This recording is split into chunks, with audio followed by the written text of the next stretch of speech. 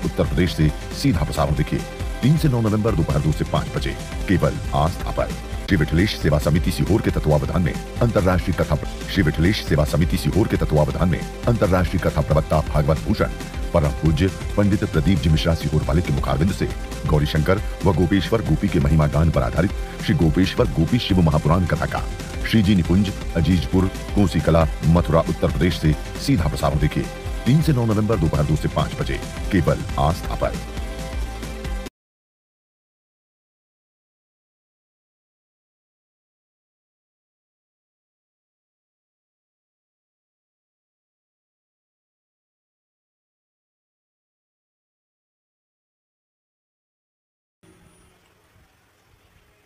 दिनेश भाई, हरजीवन भाई विसावाड़िया जी, श्रीमती जागृति बेन विसावाड़िया जी, जो कि पोरबंदर गुजरात से हैं, इस पावन शिव महापुराण की कथा के मुख्य यजमान का पद ग्रहण करा है। साथ में ही श्री विजय गोपाल सारस्वत जी की स्मृति में श्री अभय श्रीमती दीपिका सारस्वत जी इंदौर मध्य प्रदेश से हैं। सारस्वत परिवार भी इस पावन शिव महापुराण कथा के मुख्य यजमान के पद ग्रहण करे हैं। सारस्वत परिवार को और विसावणिया परिवार को बहुत बहुत साधुवाद है, जो कार्तिक के पावन महत्तम को शिव महापुराण के माध्यम से कार्तिक के महीने में संपूर्ण जनमानस को श्रवण करा रहे हैं। सभी श्रोता भाई बहन जो आस्था चैनल के माध्यम से, फेसबुक, यूट्यूब के माध्यम से पावन कथा को घर बैठकर श्रवण कर रहे हैं, और जो कुबेरेश्वर धाम में आकर भगवान की अविरल भक्ति और मुक्ति की पावन कथा का रसास्वादन कर कर अपने जीवन को सार्थक कर रहे हैं। जिस कामना से, जिस कार्य से बाबा देव अधिदेव महादेव ने आपको यहाँ बुलाया है और जिस कामना को लेकर आप यहाँ आए हैं, अनंत की भक्ति में इसी तरह लगे रहें। जीवन का एक सुख है और वो है भगवान की भक्ति। एक परिवार में अगर हिरण्यकशिपु जैसा राक्षस भी है तो उसी परिवार में प्रहलाद जैसा भक्त भी है। एक परिवार में लंकाधिपति रावण भी है तो उसी परिवार में विभीषण जैसा भक्त भी है।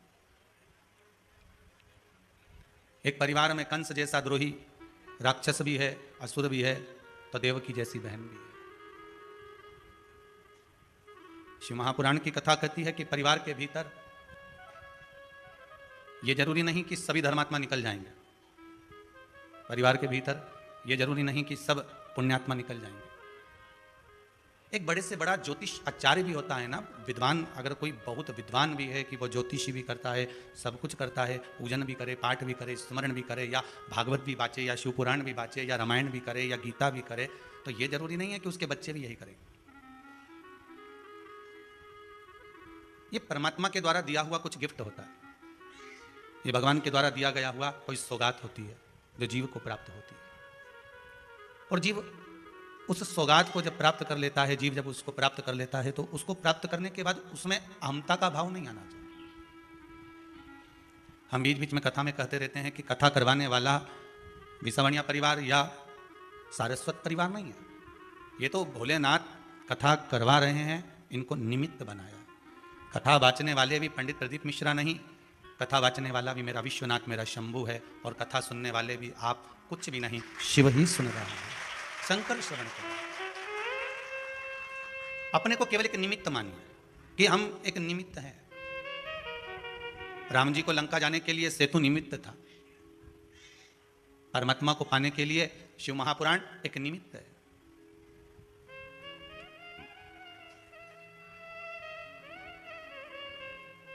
और जब अपने आप को अपन निमित्त मानने लगेंगे कि केवल एक निमित्त, दूसरा और कुछ भी नहीं है, तेरा ही दिया मैंने खाया पिया है, तेरा शुक्रिया है, तेरा शुक्रिया है, मुझे भोले बाबा ने बहुत दे दिया है, तेरा शुक्रिया है, तेरा शुक्रिया है। ये जो कुछ भी दिया, प्रथम सुख निरोगी काया, द्वितीय सुख घर में माया, ये दूसरा सुख है। सबसे पहला सुख है निरोगी काया। अगर काया ठीक है ना तो धन का भोग भी कर सकोगे। जो कमाया और वो अपने ऊपर ही भोग ना कर पाओ तो क्या मतलब, खूब सारा कमा कमा कर रख लिया और मालूम पड़े शुगर हो गई, दुनिया के लोग लड्डू खा रहे और तुम उनका मुंडा देख रहे है? तो क्या मतलब कैसे?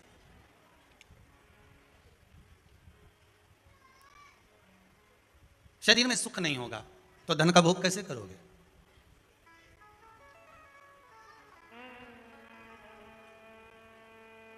वो वाली बात याद कर लो, वो एक गाना है ना, क्या करोगे तुम आखिर, कब्र के नाम मत लो यहाँ तो गाना थोड़ा वो शुगर वालों के लिए ना, क्या करोगे तुम आखिर होटल पे मेरी आकर, थोड़ी देर जलेबी देखोगे और चले। इससे ज्यादा कुछ नहीं होने वाला। हमारा शरीर में अगर सुख होगा, काया अगर मालूम पड़े काया ही ठीक ना हो तो फिर वो धन का भोग क्या है, फिर वो भोग कैसा?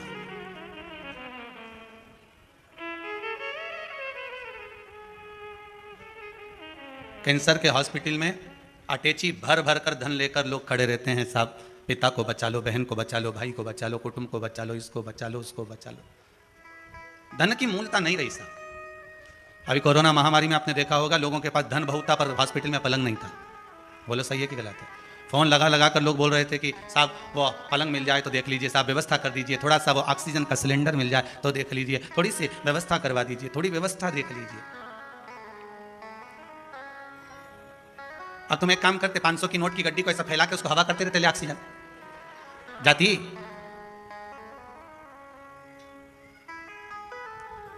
धन की मूलता क्या है? अगर भगवान के दरवाजे पर जाना तो सबसे पहले जाकर इतना सा जरूर कहना कि बाबा ऐसी कृपा करना कि सबसे पहले मेरा शरीर अच्छा करना, काया ठीक हो। एक छोटा सा पर्चा है,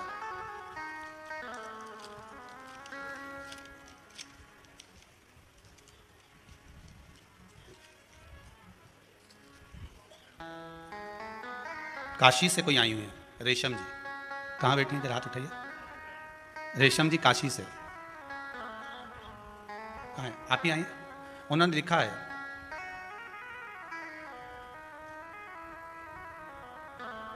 माइक दीजिएगा जरा। पर्चा बहुत छोटा है पर तो आपसे भी छोटा एक पर्चा हो रहा है, पर भाव बहुत बढ़िया है, भाव शुद्ध लिखा है आपने। आप लिखे हैं गुरुजी 1 तारीख को आई थी। कौन सी एक को? अगले को, एक इसी महीने में। ये इसी महीने की 1 तारीख को आई थी। क्या तब हो गया, क्या प्रॉब्लम थी? आपके चरणों में बारंबार प्रणाम। श्री शिवाय नमस्तुभ्यम। श्री शिवाय नमस्तुभ्यम। लड़की की तबीयत नहीं ठीक थी गुरुजी, तो 1 तारीख को आए थे। जाने का टिकट मेरा 4 का था, लेकिन मेरे भतीजा का इतना तबीयत खराब था कि अस्पताल में उसका जो है जवाब हो गया था जी। 2 मेरे पास केस थे, लेकिन दोनों अच्छे हो गए। अब वापस ठीक हो गए? हाँ गुरुदेव, आपका उपाय किया और आपका ही सुमिरन किया गुरुदेव। ऐसे ही मेरे बच्चों पर, परिवार पर कृपा बनाए रखें। बैठिए बैठिए पिताजी, बहुत अब तो ठीक हो गए ना, बस बाबा की कृपा हो गई। ये भाव आपका निर्मल हो। प्रथम सुख है निरोगी काया। अब 1 तारीख को आई थी, आज कौन सी तारीख है? 26। बाबा अच्छा कर दिया, यही बाबा की कृपा, यही प्रभु की कृपा। प्रथम सुख निरोगी काया, द्वितीय सुख घर में माया। बस एक बात अपने जीवन में याद रखिए, जब भी आप कुबेरेश्वर धाम में आए तो इस बात का अनुभव करिएगा कि यहाँ ना तो बेल है, ना यहाँ भभूति है, ना यहाँ कोई विद्या होती है, ना यहाँ कोई मंत्र पढ़ा जाता है, ना किसी को घूमता हुआ देखा होगा, ना कोई नारियल, ना कोई चावल का दाना, ना गेहूं का दाना। यहाँ तो केवल ये कंकर है और शंकर है। कथा सुनो, भजन करो और अपने अपने घर जाओ। 33 कोटि देवता में केवल एक शिव जी ही ऐसे हैं जो अपने मंदिर में किसी को बैठने नहीं देते। केवल एक शंकर एक ऐसे हैं जो अपने मंदिर में किसी को बैठने नहीं देते, क्योंकि मंदिर में जो आता है पानी इतना ढोल के जाता है कि साड़ी बचा के तो बैठना पड़ता है। शंकर जी कहते हैं मेरे पास में इतना टाइम बर्बाद मत करो बैठकर, जिसका मैं भजन करता हूं उसके भजन में तुम भी लग जाओ, मैं भी राम कहता हूं तुम भी राम में लग जाओ। क्यों संसार में पड़ते हो? क्यों संसार सागर में इधर उधर क्यों उलझ रहे हो? कि मुख में हो राम नाम, राम सेवा हाथ में, तू अकेला नाही प्यारे राम तेरे साथ में। जिंदगी की डोर सो हाथ दीना नाथ के, वो महलों में राखे चाहे झोपड़ी में वास्ते। सीताराम सीताराम सीताराम और जाहीं विधि राखे राम, ताहीं विधि रही। बस आप जिसकी सेवा में, जिसके भजन में, जिसके कीर्तन में, जिसके भजन में, जिसके स्मरण में शिव लगे हैं, आप भी उसके स्मरण में लग जाए, आप भी उसके भजन में लग जाए। और जब उसके कीर्तन में लग जाओगे, फिर उसका ध्यान आप में रहेगा। फिर वही वाली बात याद कर लो जो पहले कही थी। क्या कहा था? कोई जा रहा है, कोई बैठा है, आप जमकर आवाज लगाना।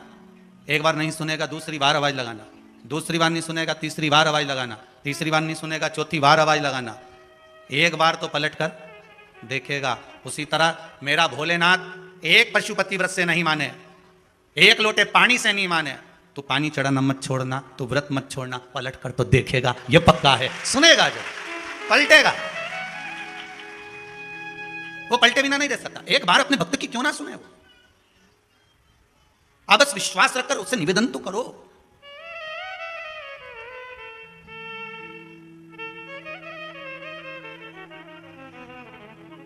कई लोग कहते हैं छोरा छोरी कहे, छोरी छोरा कहे, हम इससे विवाह करेंगे, नहीं करेंगे तो मैं तो मर जाऊंगा, मैं तो कुआं में डूबी जाऊंगा, मैं छत से कूदी जाऊंगा। ऐसा कभी कोई भगवान के लिए नहीं किया कि मुझे अगर शंकर नहीं मिला तो पक्का है।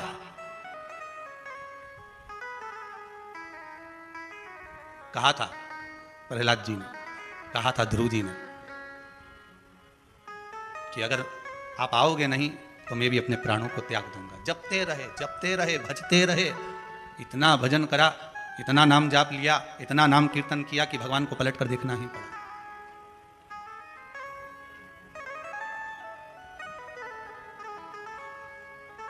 जपो ना, उसका स्मरण करो, कीर्तन करो, मंत्र जाप करो। आज कोई माता आई थी, बड़ी प्रसन्न थी। गुरुदेव, आंखों से आंसू निकल रहे थे प्रसन्नता के। गुरुजी, जिस कामना से मैंने पशुपति व्रत करा, जिस कामना से मैंने भगवान का निवेदन करा, भगवान ने मेरी सब सुन ली। यहां तक कि मुझे कैंसर तक हो गया था। कहीं बैठी होगी, उसका पर्चा है कि नहीं अभी तो पढ़े नहीं पूरे पर्चे, पर यहां तक कैंसर हो गया था, पर बाबा ने इतना साथ लिया कि बाबा ने ठीक भी कर दिया। आंखों से अश्रु बह रहे थे, उसको बोलती जा रही थी प्रसन्नता के बाद। गई होगी तो नहीं होगी, पर होगी तो हाथ उठाना जरा, कहीं बैठी होगी। महाराज प्रसन्नता के भाव थे उसके जीवन का एक आनंद ही दूसरा था कि महाराज कुछ मिल गया, भगवान की भक्ति का जो फल है वो मुझे प्राप्त। अब आप स्मरण करोगे, चित्तवृत्ति धारण करोगे, मन में अगर भगवान की भक्ति को धारण करोगे, भगवत स्मरण में लगे रहोगे, तो जीवन का कौन सा भाग हो, लाभ हो जो ना मिलेगा। फिर कहेंगे अकाल मृत्यु वो मरे जो काम करे चंडाल का, काल उसका क्या बिगाड़े जो भक्त हो महाकाल का। जो शिव का उपासक होगा, शंकर का भजन करता होगा, शिव भक्ति में डूबा रहता होगा, उसके लिए क्या सोचना है ऐसा।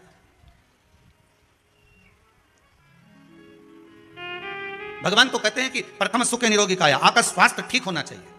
आप भगवान से अगर कुछ मांगो तो सबसे पहला ये मांगना कि महाराज चलता चलता छूटे जी मारा प्राण, ओ जी मारा सांवरिया। हे भगवान, ऐसी कृपा करना कि अगर मेरे प्राण भी छूटे तो बस चलते चलते छूटे। आप ही ने सुनाया था क्या? माता जी हाथ हिला रही हैं। बच्चों की जो नौकरी लगी और कैंसर का जो वर्णन किया था, अच्छा वो नहीं, अच्छा बाहर है क्या? ठीक ठीक है, ठीक है, ठीक है, बैठो बैठो बैठो। भगवान की भक्ति में जो स्मरण में लगा है, भगवान से निवेदन करना कि अगर बस चलते चलते, बस आपका स्मरण करते करते, भगवान की भक्ति को धारण करते करते प्राण छूट भी जाए तो चलेगा, पर पलंग पर मत पटकना।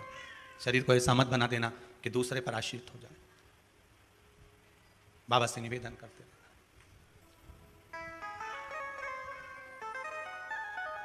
दुनिया का सबसे श्रेष्ठ मित्र अगर कुछ होता है तो वो दुख होता है। कौन है मित्र आपका? दुख।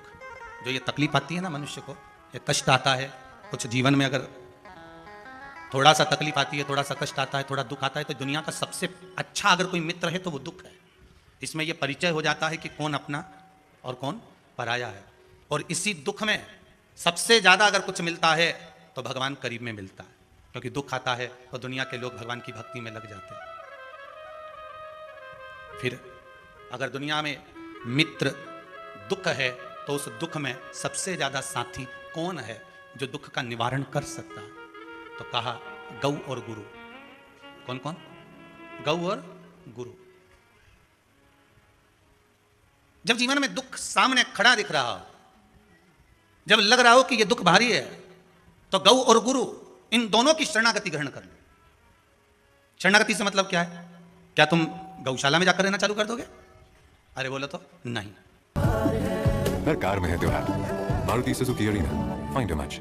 गति जब ग्रहण कर ली, दुख की घड़ी में, समस्या में, कष्ट के समय पर कहीं भटक मत जाना।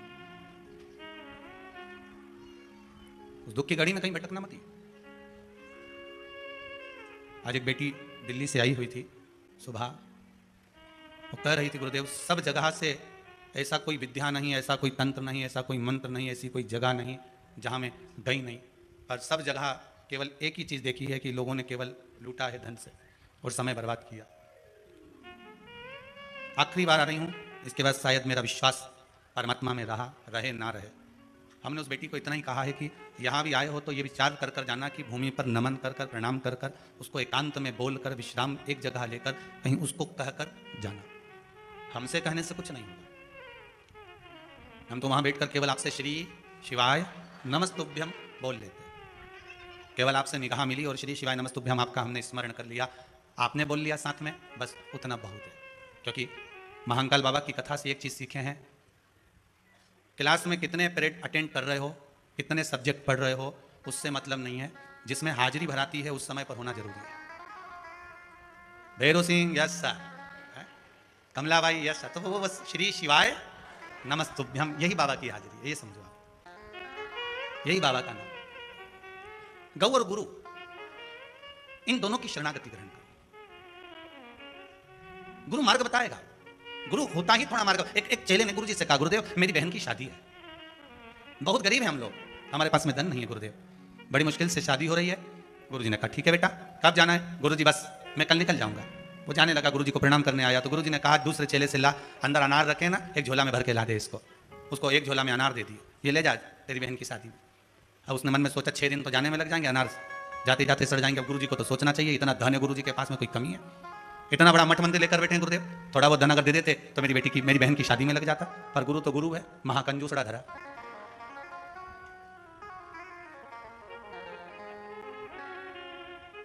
चला मन में विचार करता करता भीतर से रोता रोता जा रहा, कितना है गुरु जी के पास में, कोई कमी है? 2-4 हज़ार दे देते, 5 हज़ार 10 हज़ार दे देते, मेरी बहन की शादी अच्छे से हो जाती। यही कह देते ले बेटा तेरे कपड़े खरीद लेना, कोई एक आध रकम दे देते बहन की शादी के लिए। अरे रकम तो रकम, भोजन ही बंधवा के दे देते, थोड़ा सीधा सामान ले जा, ले चावल आटा डाल ले जा, मैं शादी में काम ले। अब अनार का क्या करूंगा, माथा फोड़ू? अनार लेकर चला, चलते चलते चलते चलते वन में पहुंचा, जंगल में विश्राम कर रहा था। वहां का नगर का राजा बीमार पड़ गया। राजा को एक दवाई देना थी जिसमें अनार का रस डालना था। अनार पूरे राजभवन में नहीं मिला, ढूंढते ढूंढते उसके दूत पहुंच गए उस व्यक्ति के पास, उसके झोले में अनार भरे हुए थे। उससे कहा अनार दे दो, राजा बीमार पड़ा हुआ है, उसको अनार के रस में दवाई देना है। वो कहता है ये तो मेरे अनार है, पर राजा बीमार पड़ा है, ले जाओ इसको। अनार दे दिए गए, वो ले गए। ले जाने के बाद राजा को जब दवाई दी, राजा ठीक हो गया। राजा ने कहा अनार कहाँ से लाए थे? महाराज एक वो लड़का जा रहा था, उससे मांग कर लाए। कहाँ है वो बाहर बैठा हुआ है, लाओ उसको अंदर, जरा अंदर लेकर आए। अनार किसने दिए? मेरे गुरुजी ने दिए थे। कहाँ लेकर जा रहे हो? मेरे गाँव लेकर जा रहा हूँ। काहे के लिए जा रहे हो गाँव? मेरी बहन की शादी है। राजा ने कहा हमें ऐसा रोग हो गया था जिससे हम बच नहीं सकते थे, पर आपके अनार ने हमें बचा लिया। अब तुम चिंता मत करो, तुम्हारी बहन की शादी जैसे एक राजा की लड़की की होती है वैसी ही होगी। आप चिंता मत करो, इस बालक के घर जाइए और इसकी बहन की शादी का जो व्यवस्था है सारी की सारी व्यवस्था कर दी जाए। और उस बच्चे की बहन की शादी जो हुई, सारे गांव के लोग कहने लगे साहब क्या शादी करी है। अब सारे दुनिया के लोग राजा को धन्यवाद दे रहे थे, वो बालक आंख से आंसू बहाकर गुरु को धन्यवाद दे रहा था कि तुम्हारा आशीर्वाद था इसलिए हो गई। अनार काम नहीं। अगर ये अनार केवल दिखाने के लिए गुरु ने दिया था कि अनार ले जा, पर गुरु तो बोलता ही ऐसा है। अब अनार की कितनी कीमत होगी? गुरु के संबोधन, गुरु के शब्द होते ही ऐसे कि वो कुछ ऐसा कह देता है, कुछ ऐसा दे देता है, कुछ ऐसी कृपा कर देता है कि जा बस हो गया उसमें। अब लोग कहें बताओ दरवाजे पे दिया लगाने से कौन सा फायदा? पशुपति व्रत में 5 दिए मंदिर में लगा, वहां तक तो ठीक है, पर छठा दिया दरवाजे पे लगा, ये कौन सी बात? और अपना ही प्रसाद अपने छोरा छोरी को नहीं दे, और छोरा छोरी हमारा मुंह देखे और हम अकेले खाएं। इतनी चतुर माता, साथ में एक कटोरी अलग से प्रसाद और ले गई, खिलाऊंगी तो छोरा छोरी के 3 हिस्से में तो होगा ही नहीं। अब वो 4 बार आई कि गुरु जी मैंने कई बार पशुपति व्रत करे पर भगवान ने मेरी नहीं सुनी। तो हमने कहा व्रत कैसे करे, पूरा ईमानदारी से बता दे एक बार। कहे गुरु जी 3 हिस्से करे प्रसाद के, हाओ दिया लगाए 5, हाओ छठा दिया दरवाजे पर लगाया, ठीक है, बेलपत्री चढ़ाई, फूल चढ़ाए, सब कराए। हमने कहा और कुछ करा? कुछ भी नहीं करा। और तो I'm trying to hold my breath.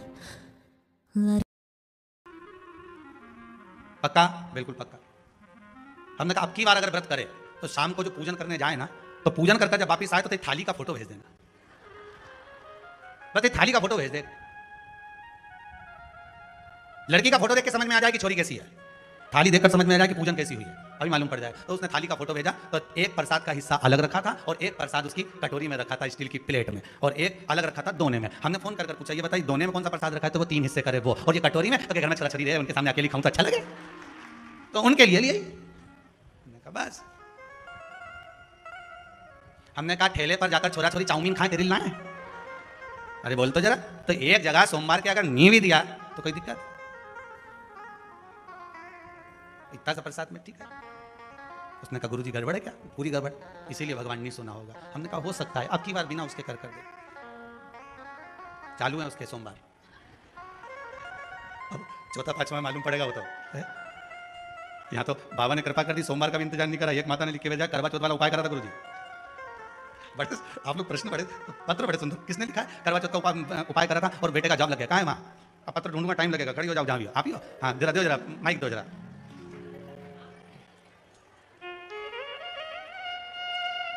पत्र ढूंढूं पहले हैं। श्री शिवाय नमस्ते। श्री शिवाय नमस्ते माता जी। कहाँ से आए आप? मैं भीकनगांव से आई, जिला भीकनगांव से जी। वो आपने शरद पूर्णिमा के दिन 7 चावल बोले थे कि इत्र में डुबो के और चंद्रमा के सामने प्रार्थना करना है, चंद्रमौलेश्वर नाम का लेके। उसी दिन मैंने भोलेश्वर महादेव का हाँ, तो मैंने मेरे बेटे को बोला कि बेटा तू कर ले, तो बोला मम्मी मैं नहीं करता। उनका बेटा ये आखिरी बार कर ले तू, और देखे वो इंटरव्यू देने गया और करवा चौथ के दिन उसका ऑर्डर आ गया। बस बाबा की कृपा, लगे जॉब, वो कल जॉब कल जाएगा ज्वाइन करने। ठीक ठीक, बाबा की कृपा, बैठी जी, बस यही शिव की कृपा। अच्छा तुमने भी उसमें दम दे दी कि आखिरी बार कर ले रहे छोरा। एक बात तो है, पक्के हो तुम लोग भी शिव के बगैर बैठ जाओ, पीछा नहीं छोड़ोगे तुम शंकर का, ये पक्का। शिव है ही ऐसा। बोल चंद्रमौली भगवान की। भगवान शिव, आपका विश्वास, बस आप भाव रखकर, विश्वास रखकर शिव की आराधना में डूबे हो तो भगवान देने में कमी नहीं होती। एक गौ, दूसरा गुरु। गौ की शरणागति, गुरु की शरणागति, ये दोनों करनी चाहिए। गौ और गुरु की शरणागति अगर आपने ग्रहण करी है तो शरणागति का मतलब फिर समझ लेना, शरणागति का मतलब ये नहीं है कि आप दिन रात गौशाला में रहो। शरणागति का मतलब ये नहीं है कि आप दिन रात गुरु के आश्रम में रहो। शरणागति का मतलब है कि आप गुरु के बतलाए हुए मार्ग पर गौ माता के उस चरणारविंद की रज का भाव आपके जीवन में रहे और भगवान आपके मार्ग को सुलभ करता है, सुलभ करता है। कार्तिक महात्म की कथा में एक सुंदर चरित्र आता है। एक गजेंद्र असुर हुआ। ये असुर, ये राक्षस बड़ा विचित्र था। कभी मनुष्य का रूप ले लेता था, कभी हाथी का रूप ले लेता था। कार्तिक महात्म कहता है कभी मानव का रूप ले रहा है, कभी हाथी का रूप ले रहा है, गज का रूप ले रहा है। और हाथी और गज का रूप लेकर, हाथी का रूप लेकर, गज का रूप लेकर, मनुष्य का रूप लेकर ये छलता है लोगों को। पहले एक बात कही थी, आप लोगों के ध्यान में होगा।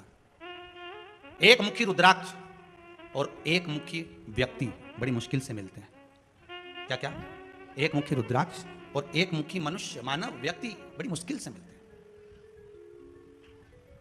आप ढूंढ ढूंढ कर थक जाओगे। 2 मुखी मिल जाएगा, 5 मुखी मिल जाएगा, 7 मुखी मिल जाएगा, 10 मुखी मिल जाएगा, 14 मुखी मिल जाएगा, 18 मुखी मिल जाएगा, 21 मुखी मिल जाएगा, 23 मुखी मिल जाएगा, पर एक मुखी मिलना मुश्किल है। और जीवन में अगर एक मुखी रुद्राक्ष मिल जाए और एक मुखी व्यक्ति मिल जाए तो जीवन तो वैसे सार्थक हो जाए। अब हाथी भी 2 मुखी है, कभी मनुष्य बन रहा है, कभी हाथी बन रहा है। गजेंद्र असुर है वो। एक बार उसने विचार करा, अब की बार मैं हाथी का रूप लेकर, हाथी का रूप धारण कर कर मैं शंकर की आराधना करूंगा। अब कल कथा में कहा था कि जितने भी ये राक्षस प्रवृत्ति के जो जीव होते हैं, पहले डाकू जाते थे तो देवी की आराधना कर जाते थे। कल की कथा में कहा था ये राक्षस प्रवृत्ति के जितने जीव रहते हैं ये होते असुर है, पर इनके भीतर भी कहीं ना कहीं ये भगवान की भक्ति को पाने का एक प्रयास करते हैं जिससे हमें बल प्राप्त हो। भगवान का जो भजन है, भगवान का जो स्मरण है, भगवान की जो कथा है, शिव महापुराण की जो कथा है, शंकर भगवान की जो पूजन है, अर्चना है, श्री शिवाय नमस्तुभ्यम या पंचाक्षर मंत्र नमः शिवाय या द्वादश अक्षर मंत्र ओम नमो भगवते वासुदेवाय, ये सारे जो मंत्र हैं, ये सारे जो भगवान की सेवा, अर्चना, पूजन, ये जितनी भी है ये हमको बल प्रदान करती है। कई लोग पूछते हैं महाराज जी क्या होता है पूजन पाठ करने से, क्या होता है? बल प्राप्त होता है। क्या बल प्राप्त होता है? तो कहा दुख को सहन करने का। किसको सहन करने का? दुख को सहन करने का। मानव का शरीर है, दुख तो हर मनुष्य को आना ही है। ऐसा कोई संसार में जन्म नहीं लिया जिसको दुख ना मिले। मेरे परमात्मा को भी अगर मृत्यु लोक में जन्म लेना पड़ा, मेरे राम जी भी आए हैं तो दुख सहना पड़ा। मेरे भगवान कृष्ण को भी अगर मृत्यु लोक में आना पड़ा तो उनको दुख सहना पड़ा है। गौतम बुद्ध का भी अगर रूप धर कर आ गए तो उनको भी दुख सहना पड़ा है। नरसिंह अवतार धारण कर आ गए तो भी दुख सहना पड़ा है। वामन अवतार धर कर आ गए तो भी दुख सहना पड़ा है। मृत्यु लोक में अगर आए हैं, मृत्यु लोक में अगर जन्म लिया है तो दुख तो सहन करना ही पड़ेगा। तो हमें ये भगवान की जो भक्ति है, भगवान का जो भजन है, भगवान का जो स्मरण है, शिव महापुराण की जो कथा है, ये हमको बल प्रदान करती है कि अभी हम इतनी जल्दी हारेंगे नहीं। अगर हमने इंटरव्यू दे दिया, एक बार दे दिया, 2 बार दे दिया, 3 बार दे दिया, बच्चा हताश हो गया, कमरे में जाकर बैठ गया, दरवाजा बंद कर लिया, ना खाना खा रहा, ना पानी पी रहा है, माता पिता दुखी कि बेटा ना तो खा रहा ना पी रहा, बड़े दुखी हैं। अभी बच्चे को कैसे समझाएं कि हो गया, पर माता पिता से निवेदन है उस बच्चे को हारने मत दो। उससे कहो काय को चिंता करता है, एग्जाम देना है ना, कंपटीशन एग्जाम में बैठा है ना, अभी हिम्मत मत हारना।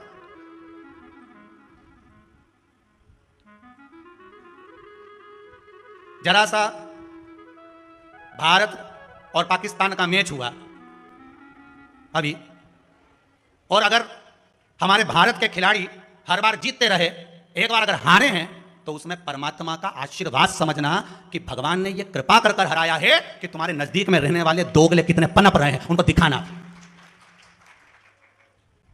हार में भी विजय, उनका विल पावर कमजोर नहीं करना है हमको। अगर भारत की भूमि पर तुम्हारा जन्म हुआ है, भारत में अगर तुम पैदा हुए हो, इस भारत जननी है तुम्हारी, तो जरा सा वो मैच हारने पर तुम सोचो कि ये भारत का मैच हार गया। अरे भाई, ये भगवान ने प्रेरणा दी है। भगवान कुछ सिखाने के लिए थोड़ी देर के लिए नीचे बिठा देता है, उसके बाद होता है कभी कभी दूध में उफान, एक बार गैस डाउन करो तब नीचे जो आ जाता है, एक बार का फिर गैस तेज करा तो ऊपर से ही उछल जाता है। कोई साधारण है क्या? भारत के खिलाड़ी एक बार ऐसा उछलेंगे कि देखते रह जाओगे, देखते रह जाओ। क्या समझते हो? बस आप तो खेल में तुमने समझ लिया, सहजता नहीं।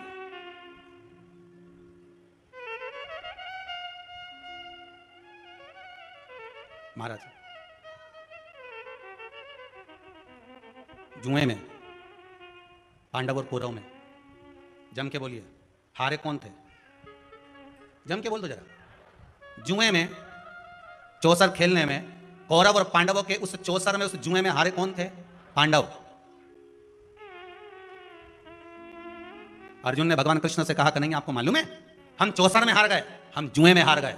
भगवान ने कहा चिंता मत कर, पहला गेम था, हराना जरूरी था, आखिरी का तो अपन जीतेंगे। ये तो झांकी, अभी तो कोई टेंशन लेने की जरूरत नहीं। काहे को चिंता करता? अगर अभी तुम जीत जाते तो बाद में हार जाते, अभी हार गए तो बाद में जीत निश्चित है, चिंता ना करिएगा। उपासना, बच्चे अगर हार रहे हैं, एग्जाम दे रहे हैं, कंपटीशन एग्जाम में बैठ रहे हैं, परीक्षा दे रहे हैं, बहू भी एग्जाम दे रही है, बेटे भी दे रहे हैं, बार बार इंटरव्यू देने जा रहे हैं, हारना नहीं है। शंकर पर विश्वास रखो, भगवान शिव का स्मरण कर कर, शिव का अनुमोदन कर कर, शंकर का भजन कर कर, शिव नाम का स्मरण कर कर जाओ तो सही। सबसे ज्यादा खुशी इस बात की है आज के पर्चों में कि इसमें जितने पर्चे हैं, इसमें सबसे ज्यादा पर्चे इस बात के हैं कि मेरे बच्चों की सरकारी नौकरी लग गई, जॉब लग गई, ये लग गया, वो लग गया। सबसे ज्यादा खुशी इस बात की। और फिर निवेदन करूंगा, ये पर्चे हमारे जाने के बाद यही रहते हैं, आप भी पढ़ लिया करो, हम थोड़े बहुत नहीं पढ़ पाते हो तो आप पढ़ लेना, पढ़ लिया। खुशी इस बात की है, हिम्मत ना दिएगा, हार या ना हिम्मत बिसारिया ना राम। शंकर का अनुमोदन करते जाओ, शिव का स्मरण करते जाओ, भगवान की भक्ति को धारण करते जाओ, आगे बढ़ते जाओ। एक बात याद रखना, अगर किसी एग्जाम में बैठ रहे हो, बहुत बार बैठ चुके हो, नहीं हो रहा, तो कच्चे दूध में थोड़ी सी काली मिर्च को पीस कर डाल लीजिए। फिर काली मिर्च आ गई, ध्यान रखना, कच्चे दूध में थोड़ी सी काली मिर्ची को पीस कर डाल लीजिए। महाराज थोड़ा सा कच्चा दूध बेलपत्री के पेड़ के नीचे समर्पित कर दीजिए, अपना नाम और गोत्र बोलकर, थोड़ा सा कच्चा दूध उसी में से शंकर भगवान को चढ़ा दीजिए। फिर एक कलश जल का साथ लेकर जाइए, जो शंकर भगवान पर जल चढ़ा कर आइए। फिर जिस एग्जाम में जा रहे हो उसमें आप चले जाइए, बाबा आपको सफलता प्रदान करेगा ही, ये पक्का। काली मिर्च शत्रुओं का नाश करती है, आपको बल प्रदान करती है कि आप जिस परीक्षा में बैठने जा रहे हो, आप जिस जगह पर भगवान का अनुमोदन करने जा रहे हो, आप जिस जगह पर कंपटीशन एग्जाम में बैठने जा रहे हो, वहां सफलता देगी वो आपको। अगर कहीं भटक भी गए, हट भी गए, तो वो सफलता देगी।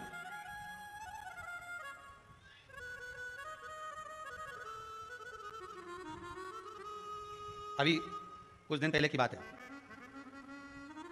आगरा के अग्रवाल जी का बेटा, उनकी बहन ने फोन करा था कि गुरुजी से इतना बोल दो कि हमारा भाई वो कौन बनेगा, करोड़पति में जाना है, उसका नाम आना चाहिए और बिल्कुल बस पहुंच जाना चाहिए। तो आशीष जी ने खबर करी कि गुरुजी वो बच्चे का सब दूर हो गया और अब वो बिल्कुल, वो कौन सी सीट होती है, हाँ बस समझ जाओ, क्योंकि हमारे को तो एक ही सीट मालूम है, ब्याज गाड़ी, तो उस सीट पर वो बैठेगा। गुरुजी उसका सब दूर हो गया, बस वहां तक पहुंच जाए, क्योंकि अब आखिरी है, उसमें भी बहुत सारे, तो उसमें तुरंत बस उसका आना चाहिए। तो आशीष बोले, हमने कहा बाबा का नाम लेकर जाएं, होगा क्यों ना होगा, पर वहां तक तो पहुंच जाएगा वो। उसके बाद तो आशीष जी ने उनकी बहन को फोन कर कहा कि गुरुजी बोल रहे हैं वहां तक तो पहुंच जाएगा। उसके बाद तो मेरा भाई बड़ा, अब चिंता मत कर, बस वहां तक पहुंचा दो। उसके तो हमने कहा आशीष बस बता दो, शिव जी का स्मरण करो, पहुंचो। पहुंच गए। अब फिर बोली बात याद रखना, गुरु कह रहा है कि पेड़ पे झंडा बांध दो। गुरु जी ने ऊपर चढ़ा दिया। उतरते समय उतरता गया, केवल 4 फीट की ऊंचाई बची थी। तो गुरु जी ने कहा पांव रख ले, मां कोटर पकड़ ले, मां हाथ रख ले। चेले को गुस्सा आ गया, बताओ मैं इतनी ऊपर से नीचे तक उतरा तो गुरु जी एक शब्द नहीं बोला और अपने आप को गुरु पद दिखाने लगे। नीचे उतरा तो गुस्से में ला लगे। गुरुजी ने पूछा बेटा आराम से उतर गया? हाँ गुरुजी, पर आपकी ये बात बहुत गलत लगी मुझे। कौन सी? मैं इतनी ऊपर से नीचे उतरा, आपने एक बार भी नहीं कहा कि मैं हाथ पकड़ ले, वो कोटर पकड़ ले, डाली पकड़ ले, और केवल जरा सी दूरी बची थी। जब तो मैं ही उतर जाता तो आप बताने लगे कि कोटर पे पांव रख लेना, डाली पकड़ लेना, नीचे उतर जा आराम से, देख के उतरना, संभल के उतरना। गुरुजी बोले भैया बात इतनी सी है, जब व्यक्ति मंजिल तक पहुंचता है और मंजिल से जब नीचे उतरता है तब उसको डर लगता है, भय लगता है, कैसे चढ़ूंगा, कैसे उतरूंगा। जब मंजिल करीब में होती है, घर पास में होता है, तो गाड़ी की स्पीड भी तेज कर ली जाती है। अब तो 3 किलोमीटर बचा और मालूम पड़े वो 3 किलोमीटर के बीच में ही गाड़ी के सामने सुअर आ गया। तो विचार करिएगा, बहुत सोचने वाली बात है। पशुपति व्रत आप कर रहे हो, पशुपति व्रत आप धारण कर रहे हो, पर निवेदन केवल इतना सा है कि आपकी स्पीड का ध्यान रखना। आपकी स्पीड का ध्यान रखिए। आप शंकर का भजन कर रहे हो, आप स्पीड का ध्यान रखिए। कहीं हमारे व्रत में, हमारी पूजन में, हमारे भगवान की भक्ति में कहीं अहंकार तो नहीं आ गया? वो स्पीड देखना पड़ेगी। अहंकार तो नहीं आ गया, अभिमान तो नहीं आ गया? हम भगवान की भक्ति में डूबने वाले हैं, भगवान मिलने वाला है, बिल्कुल सम्मुख में हमारा काम होने वाला है, पर हम क्यों नहीं पहुंच पा रहे? हम वहां तक क्यों? कई लोगों के साथ होता है, सामने थाली लग जाती है, भोजन करने की तैयारी होती है, थाली सरक जाती है, बिल्कुल होने वाला है, बिल्कुल लग गया, अपना तो नाम ही है, और मालूम पड़े गायब।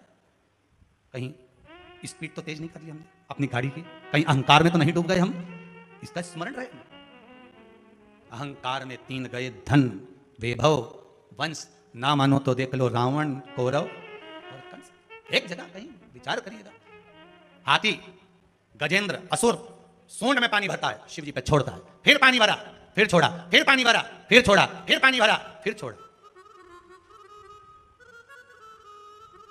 हमारी अहंता नार है, हमारी फिर पानी भरा, फिर छोड़ा, फिर पानी भरा, फिर छोड़ा।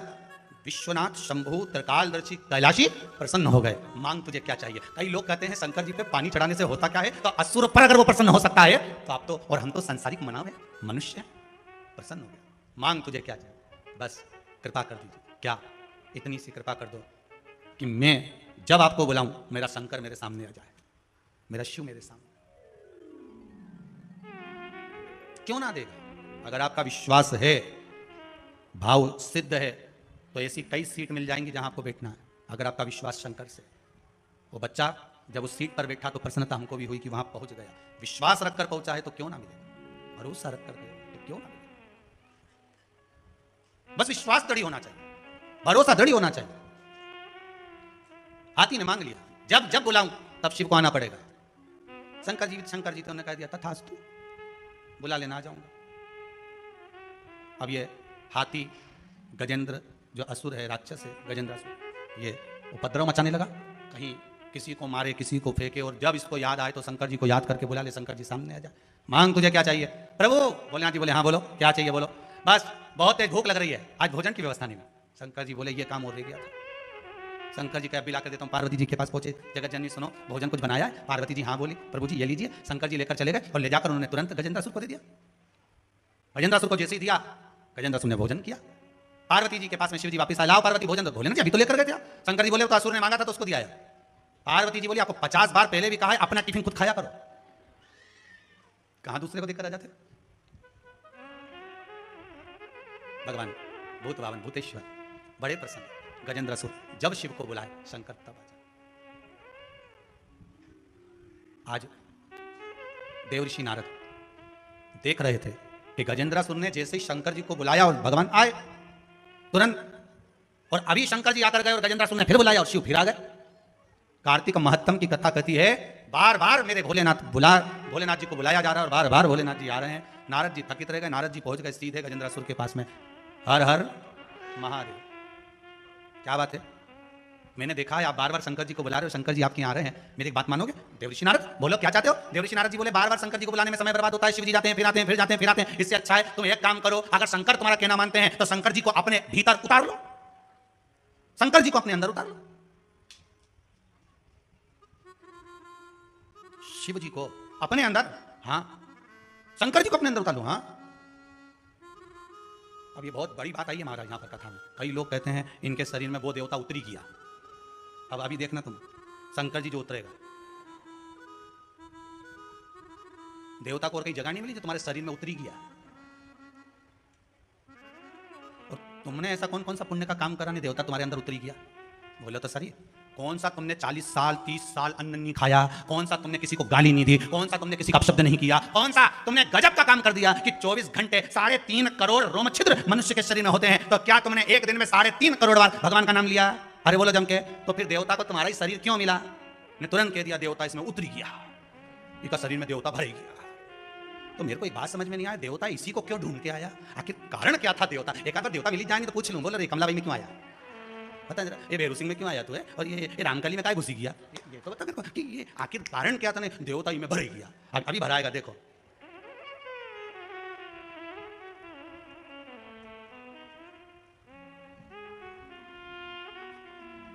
इन नवरात्र में ज्यादा भरा है।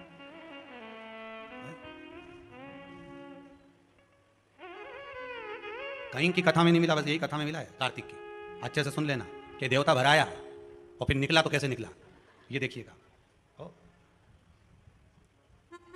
पर एक बात जरूर है, क्या पुण्य करा होगा इसने? जिसके शरीर में देवता आते हैं वो कभी किसी को गाली नहीं देता क्या?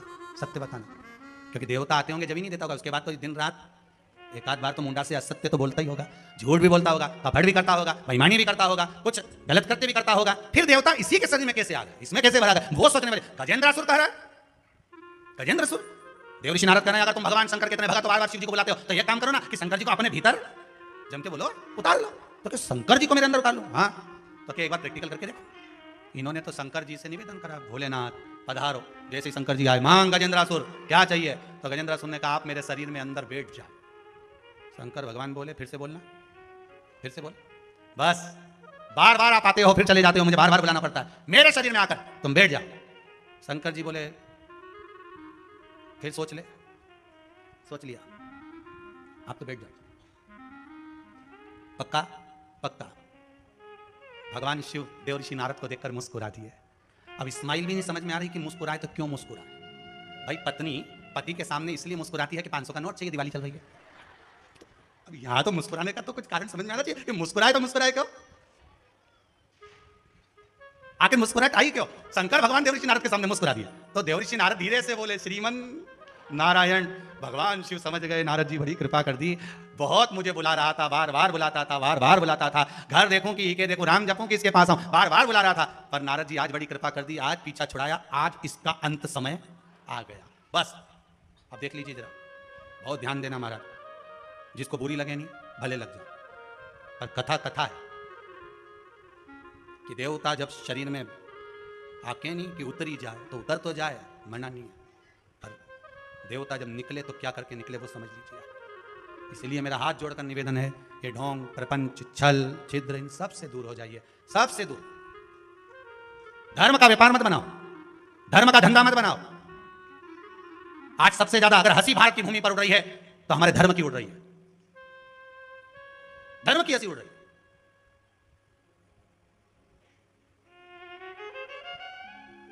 रोड पे चल रहे हैं, चलते चलते देवता आ गया, शोभा यात्रा आगे निकल गई, देवी जी पीछे रह गई। आगे वाले बोले रुको रुको रुको रुको, क्या हो गया? माता जी आइए, वो आगे नहीं बढ़ रही है। फिर नरियल ला, फिर अभी भी नहीं बढ़ी, 2 कदम बढ़ा, कपूर ला, कपूर भी ला, अभी भी नहीं गई तो नींबू ला। अब कहीं नहीं, एक काम करो, ओके कान का भाला नीचे पटक दो, अभी देवी का आया, चल आगे, नहीं मारो तो ये पड़ जाए। अभी काय को धर्म का धंधा बना रहे हो? धर्म को ढोंग मत बनाओ, धर्म को प्रपंच मत बनाओ, धर्म को धंधा मत बनाओ, धर्म को व्यापार मत बनाओ। हिंदू धर्म की कहीं हंसी मत उड़ने दो, छल मत करो। देवी देवता देवलोक में रहकर जो प्रसन्न होते हैं वो किसी के शरीर में आकर प्रसन्न नहीं होते, बस भजन में लगे रहो। मीरा को कभी नहीं आए, नामदेव को कभी नहीं आए, तो खराम जी के कभी नहीं आया।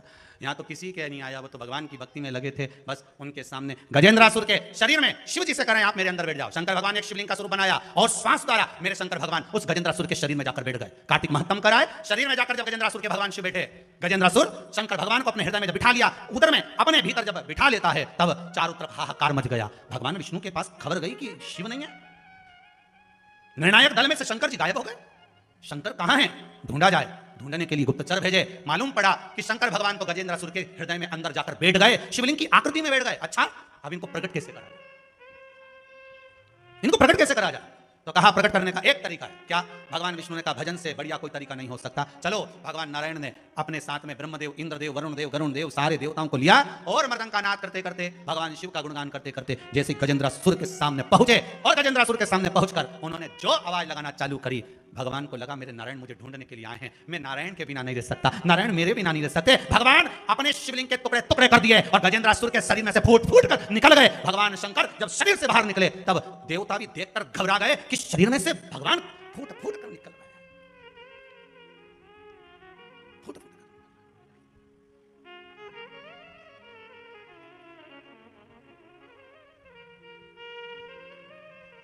शरीर में अगर देवता भरा जाते हैं, दूसरे का भला कर सकते हो पर अपने खुद का कभी भला नहीं कर सकते आप। जिंदगी भर याद रख लेना।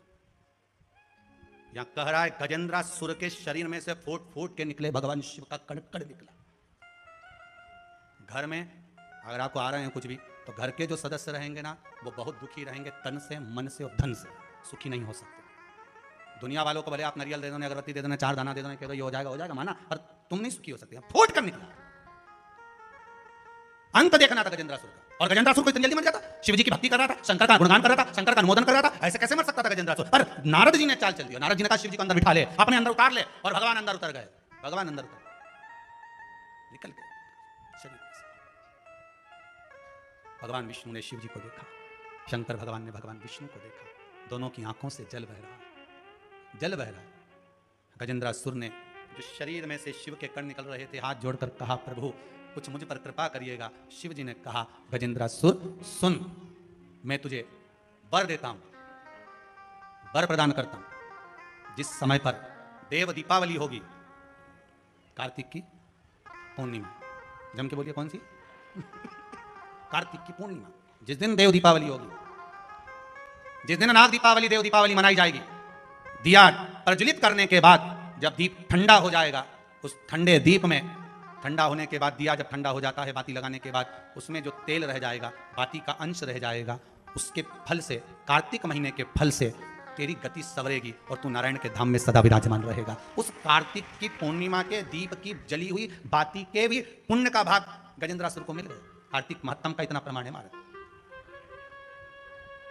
कार्तिक महत्तम, मैं तो धन्यवाद दे रहा हूं इन दोनों परिवार को, विसावड़िया और महाराज सारस्वत जी को, कि आप कार्तिक के महीने में शिव महापुराण की कथा को जनमानस को श्रवण करा रहे।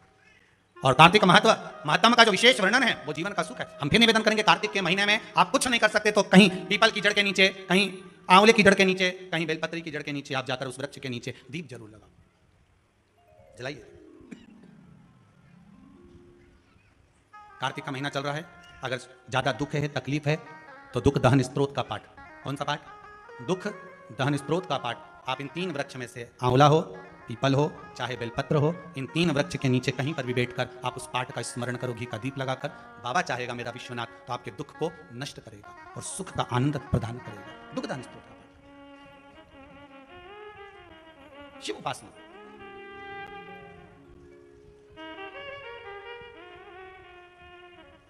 और जब शिव उपासना की भक्ति का प्रतिबिंब प्रबल हो, तब एक आनंद की अनुभूति, वो कहे ना, भोले हे शंकर हे शिव, तेरे चरणों की धूल जो मिल जाए, सच कहता हूं बाबा मेरी तकदीर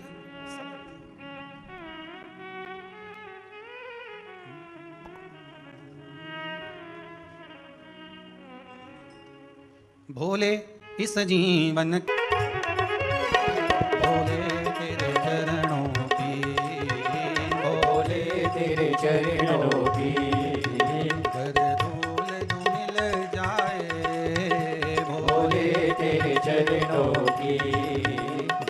झूल जो मिल जाए, सच कहता हूँ बोले, सच कहता हूँ बोले, तकदीर बदल जाए, सच तेरे चरणों में तकदीर बदल जाए, बोले तेरे चरणों की।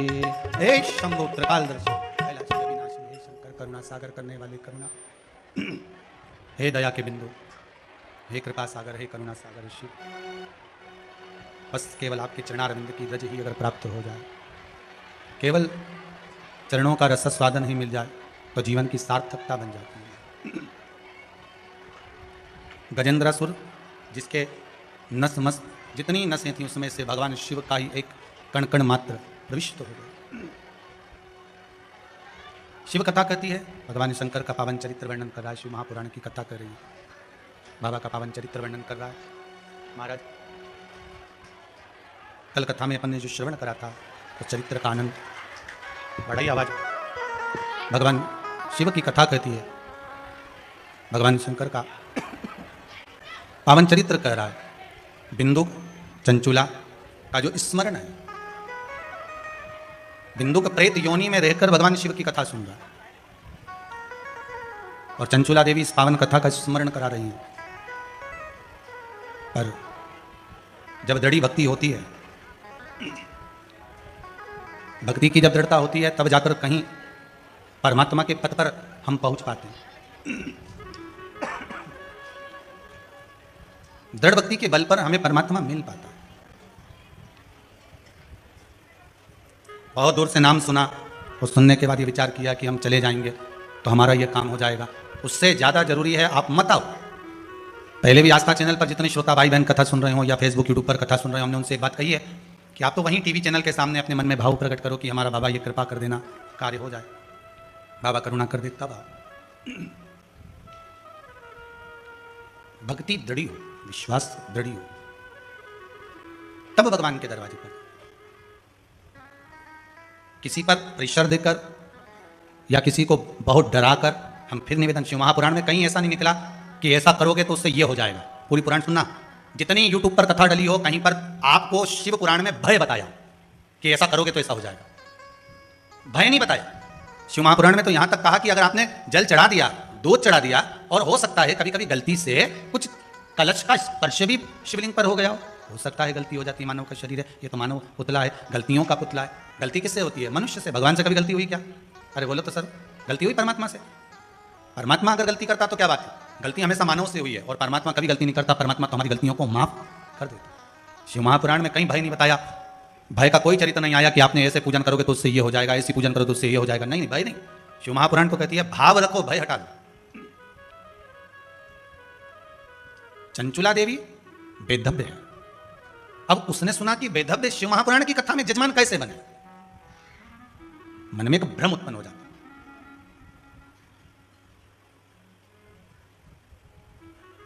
मन में एक भय उत्पन्न हो जाता। पुरुष की पत्नी मर जाए तो भैया सुबेरे सुबेरे वो पुरुष निकल कर जाए तो उसका मुंह देखें कि नहीं देखें, समझना जरा। आज लोगों ने जो भ्रांतियां उत्पन्न कर रखी है, शिव महापुराण उस भ्रम को मिटाना चाहता। इसकी पत्नी मर गई तो सुबह सुबह इसका मुंह देखना चाहिए कि नहीं देखना चाहिए? तो पुरुष है, उसका मुंह देखने में क्या दिक्कत है? और तुम्हें क्या मालूम कि उसकी पत्नी निपट गई, मर गई? अगर वो बिंदी लगाता, मंगलसूत्र पहनता, मांग भरता, तो समझ में आता कि इसकी पत्नी चली गई तो बिंदी नहीं है, मंगलसूत्र नहीं है, भाल में मांग में सिंदूर नहीं है।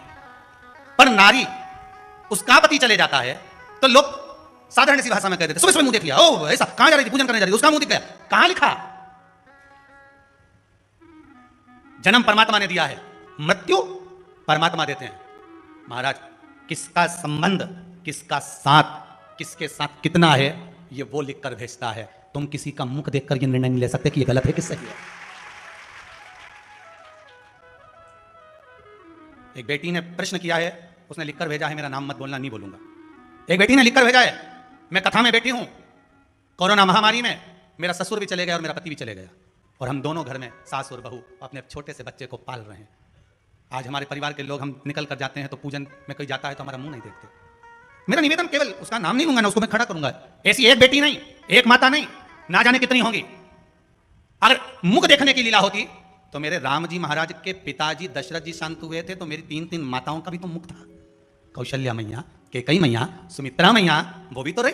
तो क्या अयोध्यापुर वासी मुख नहीं देखे या राघव जी मुख नहीं देखे? ये हमारी सोच है, हमारी बुद्धि, हमारी दृष्टता, हमारी दृष्टि।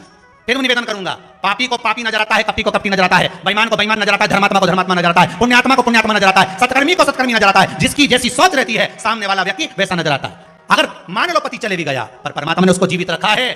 क्यों रखा है? कि जाने वाला तो चले गया पर तू जितना दान करेगी, पुण्य करेगी, भजन करेगी, स्मरण करेगी। जैसे पति नौकरी करता है और नौकरी करने पर चले जाता है तो पत्नी को आधी तनख्वाह आती है, उसी तरह पति के जाने के बाद पत्नी जितना दान करती है, पुण्य करती है, सत्कर्म करती है, उसका आधा हिस्सा पति के खाते में जाता है। और पत्नी के जाने के बाद पति जो दान करता है, पुण्य करता है, सत्कर्म करता है, पति का करा हुआ उस पत्नी के खाते में जाता है। आप सत्कर्म करने के लिए छोड़ा है, दान करने के लिए, भजन करने के लिए। करो एकादशी का व्रत, करो प्रदोष का व्रत, करो शिवरात्रि का व्रत, हर महीने आती है, करो भगवान का भजन, उसका पुण्य आधा उसके खाते में जाए। आप 1 लोटा पानी शिव जी को चढ़ा रहे, आधा उसके खाते में जाए। मिलेगा जब दोनों साथ रहते हैं ना, बहुत ध्यान देना महाराज, पति पत्नी दोनों साथ रहते हैं ना। अच्छा, दोनों साथ रहते हैं और साथ रहकर जब सारी पूजन पाठ करते हैं और वो टच करके बैठी रहती है तब भले खाते में नहीं जाए, पर जब एक रह जाता है, क्योंकि परमात्मा के यहाँ से लिखा है जाना तो किसी को भी आगे पीछे है, वो तो उसके हाथ में। एक जब रह जाता है तब उसका हिस्से का भाग उधर पहुंच जाता है। शिव कहो, भगवत भक्ति में डूबे रहो, किसी पर आक्षेप लगाना उत्तमता नहीं कि मुख नहीं देखा जाए। कहां लिखा है? कौन कह रहा है मुख ना देखिए? शिव भक्ति में जो लीन हो, यहां तो शिव महापुराण की कथा कहती है हर एक के भीतर शंकर समाया है, श्वास रूपी शिव सबके भीतर है। ऐसा कोई है ही नहीं जिसके भीतर नहीं। क्यों भ्रम उत्पन्न करें? आज मनुष्य ब्रह्म ही जी रहा है। चंचुला देवी बेढव्य हो गई, मां जगत जननी ने पूछा क्या हो गया? देवऋषि नारद के पास गई थी, तुमरुका जी के पास गई थी, तो उन्होंने कहा पूजन में आप बेढव्य हो, किसको बिठाया जाए? चंचुला देवी से माता पार्वती कहती है बस बोला ही ना तूने, चिंता क्यों करती है? शंकर पार्वती खुद व्यवस्था करेंगे। अगर उन्होंने तुझको रखा है, उन्होंने बुलाया है, तो व्यवस्था भी करेंगे। शंकर पार्वती ने जोड़े से बैठकर शिव महापुराण की कथा करवा दी। शिव पार्वती ने करवाई, आप और हम कौन? आप और हम है कौन? करने वाला शिव है। एक इंदौर की बेटी ने कोई ने पत्र लिखा, देखिए बड़ा महाराज, मैं अभिलाषा शर्मा इंदौर सुकलिया से आई हूं। कहां बैठी बेटा? वहां बैठी हूं। दीदी आपने लिखा है, दीजिए माइक। कई डॉक्टरों ने मेरे पति को दिल में छेद बता दिया था, जितनी जगह जांच कराई गई। आपने लिखा है उसके, कहां से आई हो बेटा? मैं इंदौर सुकलिया से आई हूं। क्या नाम बाबू आपका? अभिलाषा शर्मा। श्री शिवाय नमस्तुभ्यम। शिवाय नमस्तुभ्यम, चरण स्पर्श।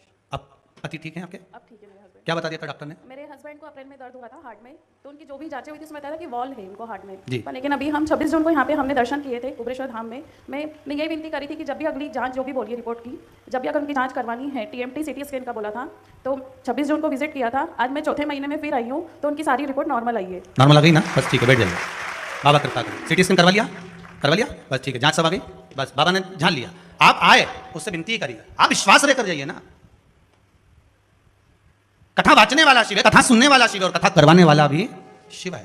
यहाँ कोई दूसरा है ही नहीं। तो जब दूसरा है ही नहीं तो आप भी शंकर, हम भी शंकर, ये भी शंकर। सारी दुनिया में जिसकी श्वास चल रही है वो शिव है। आप तो ये मानो, जिसकी श्वास चले वो शिव है, और जो श्वास चलना बंद हो गई तो वो शव है, वो फिर शिव है। महाराज, जब छोड़ चलूं इस दुनिया को, होठों पे नाम तुम्हारा, चाहे नरक मिले चाहे स्वर्ग मिले, हृदय में वास। बस मेरा कुबेरेश्वर महादेव, मेरा शंकर, मेरा विश्वनाथ, मेरा महाकाल, मेरा परली बैजनाथ, मेरा सोमनाथ, मेरा मल्लिकार्जुन, मेरा केदारनाथ, मेरा भीमा शंकर, मेरा ओमकार। अंतिम समय में स्वर्ग मिले चाहे नरक मिले, मुझे से कोई मतलब नहीं, पर मरते समय मेरा शंकर मेरे हृदय में होना चाहिए। तब निपटूंगी कि स्वर्ग जाऊंगी कि नरक जाऊंगी, मुझे कोई मतलब। भीतर मेरा शिव हो तब देखा जाए। बस अंतिम तन भोले नाम की चादर हो, जब गहरी नींद में सोई रहूं, कानों में मेरे गूंजते हो भोले नाम तुम्हारा हर पल। हे शंभु, अंतिम समय में तेरा ही नाम का स्मरण लेकर जाऊं। इसीलिए तो दुनिया के लोग कहते हैं राम नाम सत्य है, सत्य ही शिव है, और शिव ही सुंदर है। डायरेक्ट तो कह नहीं पाते कि शंकर का नाम बोलें डायरेक्ट। कोई आपसे कहे ना सत्य बोलिए तो समझना शिव बोलिए। क्या बोलिए? शिव बोलिए। सत्य बोलने का अगर कोई कहे तो शिव बोलिए। शंकर शिव बिना गति। चाहे स्वर्ग मिले। आपको कहां जाना है?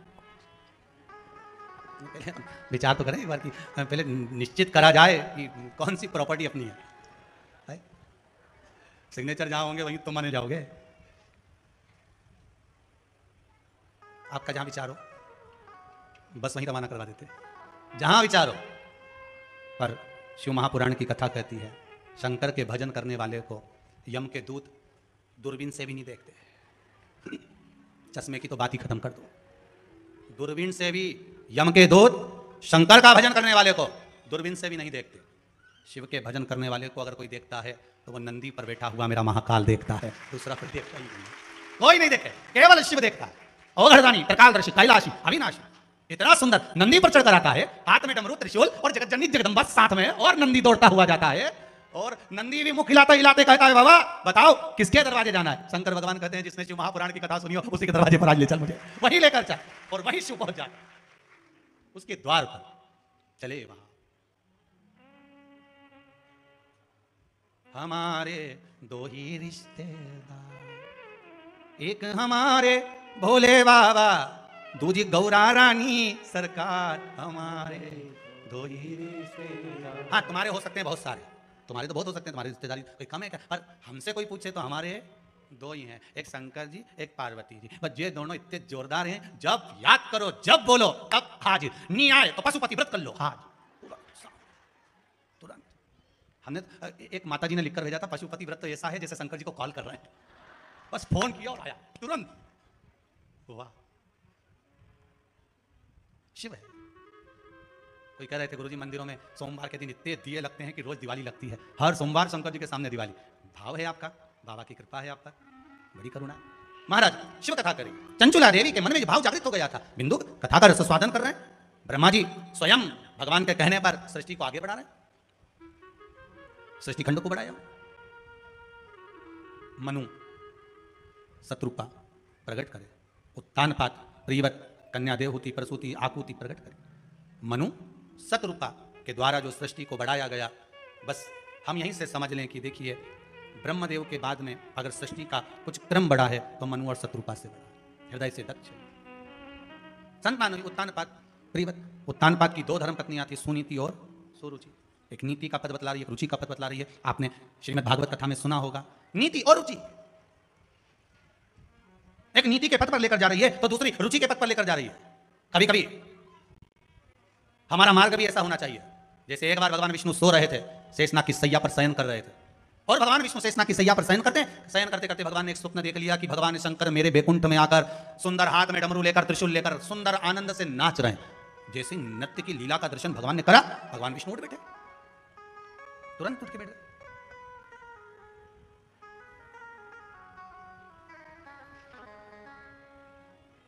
भगवान उठ के जैसे बैठे, लक्ष्मी जी ने पूछा प्रभु क्या बात है, आज आप एकदम अचानक उठकर बैठ गए, हुआ क्या है आपको, क्या हो गया?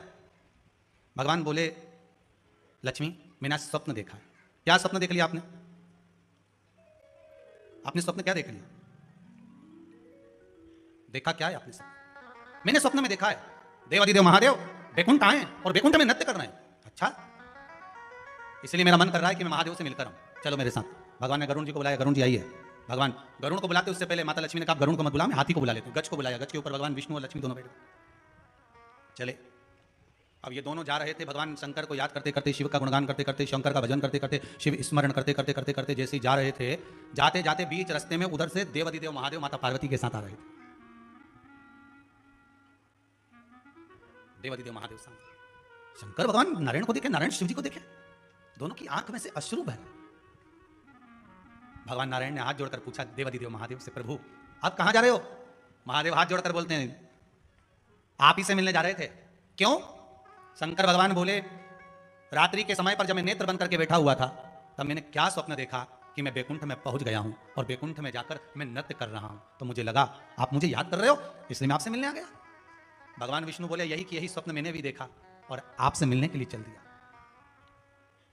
शंकर भगवान बोले अगर ऐसी बात है तो अब चलो कैलाश पर, चलो थोड़े दिन कैलाश पर रहना, थोड़ी देर चलिए। भगवान विष्णु बोले नहीं, स्वप्न मेरे को आया था, आप बैकुंठ में आए हो तो आप बैकुंठ चलिए। शंकर भगवान बोले नहीं, कैलाश चलना पड़ेगा। भगवान विष्णु कहे नहीं, बैकुंठ चलना पड़ेगा। वहीं से देवऋषि नारद निकल कर जा रहे थे। श्रीमन नारद जी ने, अब नारद जी की थोड़ी आदत भी है बीच में बोलने की थोड़ा सा, अब नारद जी पहुंच गए इन दोनों के बीच में। भगवान विष्णु और भगवान शिव जी को देखकर देवऋषि नारद ने प्रणाम करा। हर हर श्रीमन।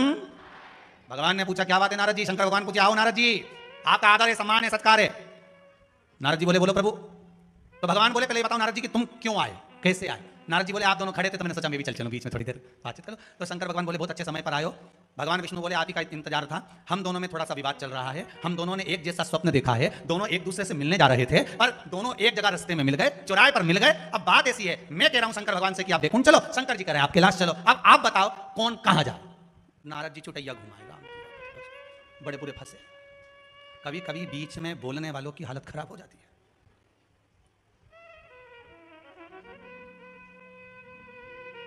बीच में जो बोलता है, जैसे ठंड की जो ठंड पड़ती है ना, इसमें सबसे बड़ी समस्या क्या खड़ी होती है? आधी रात को व्यक्ति पूरी रात यही सोच के नहीं सो पाता है कि कम्बल इधर से लंबा है कि इधर से लंबा है। पूरी रात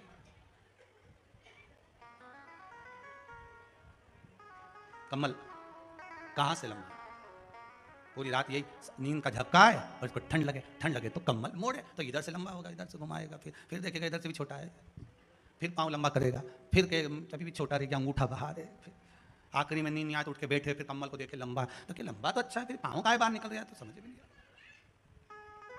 अब देवऋषि नारद बीच में, अब बोलो। नारद जी बोले बड़े बुरे फंसे साहब। नारद जी बोले इंद्र देवता ने एक पूजन रखी है, मुझे बुलाया है। शंकर भगवान बोले इंद्र ने पूजन रखी और तुम्हें बुलाया, क्या तुम्हें मालूम नहीं है मेरे ससुर ने पूजन रखी थी और मुझे नहीं बुलाया था? तो उनके क्या हाल हुए थे मालूम है तुमको? इंद्र ने पूजन रखी और देवादिदेव महादेव को नहीं बुलाया। देवऋषि नारद मन में सोचे झूठ भी कैसा बोलूं, इन्होंने दक्ष प्रजापति का सिर कट गया था, अब ये इंद्र का कट जाएगा 2 मिनट में। देवऋषि नारद बोले नहीं इंद्र ने नहीं रखी तो ऐरावत हाथी ने रखी थी। तो देवऋषि नारद बोले हाथी की पार्टी में तो हाथी जाए। देखो सीधी सीधी बात है ना। अब जहां पर गाय बैल की पार्टी हो तो गाय बैल जाए, और कुत्ता की पार्टी हो तो अरे जम के तो बोलो। अभी कुछ दिन पहले एक व्हाट्सएप पे मैसेज आया था कि किसी ने अपने कुत्ता का जन्मदिन मनाया। पहले दुपट्टा सीधा कर लो फिर बताऊंगा। अब किसी ने कहा कि व्हाट्सएप पर आया कि कुत्ता का जन्मदिन मनाया और उन्होंने कुत्ता को ऐसी कुर्सी पर रखा, उसके हेठ लगाया और केक कटवाया। अब केक कुत्ता ने काटा और खाया। जितने पार्टी में आए थे, हमारी जूली का जन्मदिन है, अब जूली का जन्मदिन मना रहे, अब कुत्ता का जन्मदिन में केक कटवाया कुत्ता से और केक सब एक दूसरे से खा रहे। अब आशीष बोला गुरुजी बड़ा विचित्र जमाना आ गया, बड़ा विचित्र जमाना। बताओ कुत्ता का जन्मदिन है और बताओ लोगों को केक खिला रहे। हमने कहा सब कुत्ते हैं, अब सब कुत्ता हो जाए। जितने अब कुत्ता के जन्मदिन का केक कुत्ता ही खा सके? बोलो ईमानदारी की बात है कि नहीं? अपने घर में छोटे से बच्चे का जन्मदिन होता है तो बड़ों को बुलाते हैं? बोलो जम के नहीं। और बड़े का जन्मदिन होता है तो बड़ों को बुलाते हैं, छोटे का जन्मदिन छोटे को बुलाते हैं। अब कुत्ता का जन्मदिन में किसको बुलाना था? तो जितने वहां आए थे, अब कुत्ता में तो तुम समझ ही जा, बोलवा की जरूरत ही। अब जन्मदिन मना रहा है कुत्ता का।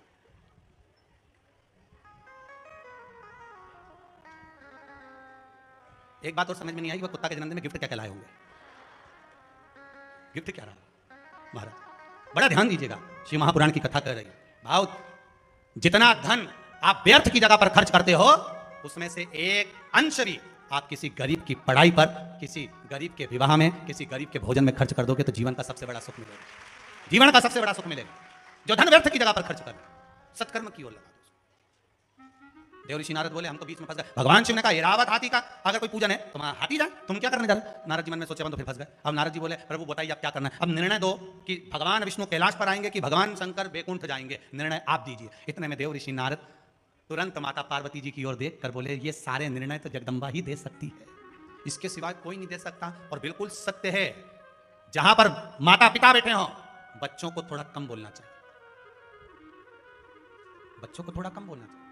हाँ बोलने की जगह बोलो, बोलने की जगह के मना नहीं। जैसे एक व्यक्ति, एक लड़के की नई नई शादी हुई थी। अब नई नई शादी हुई तो घर में बहुत दिनों के बाद सास आ गई तो उसका बहुत आदर करा, सम्मान करा, सत्कार करा। सास वहीं पर रही थोड़े दिन तक। आज भोजन बना तो उसका पति खा रहा था, बेटा जो जमाई है वो खा रहा था। भोजन करने जैसे ही बेटा पत्नी ने भोजन परोसा, भोजन परोसते ही पति ने कहा आज भोजन सासू जी ने बनाया है। बहू बड़ी प्रसन्न हुई, प्रसन्न होकर बोली तुम्हें कैसे मालूम कि आज मम्मी ने भोजन बनाया है?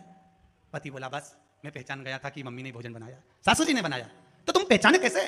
तुम तो ऑफिस गए थे, तुम्हें कैसे मालूम कि सास ने भोजन बनाया है? पति बोला बस रोज भोजन की थाली में काला बाल आता था, सफेद आया है,